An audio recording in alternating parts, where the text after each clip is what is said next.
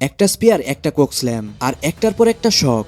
2009 সালে জন সিনা যা সহ্য করেছিল সেটা সত্যিই অবিশ্বাস্য।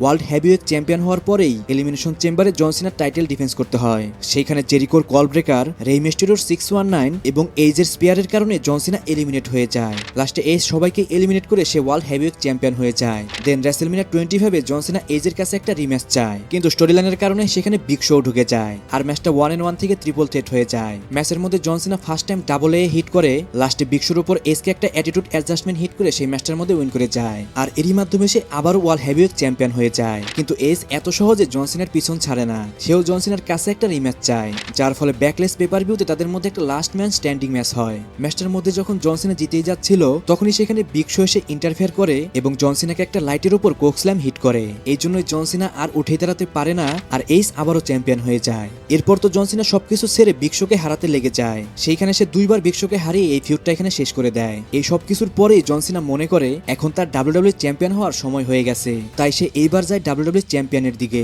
সো গাইস, জন সিনার যাত্রা কিন্তু এখানেই শেষ নয়। অবশ্যই পরবর্তী পার্ট দেখার জন্য চ্যানেলটিকে সাবস্ক্রাইব করতে ভুলবেন না।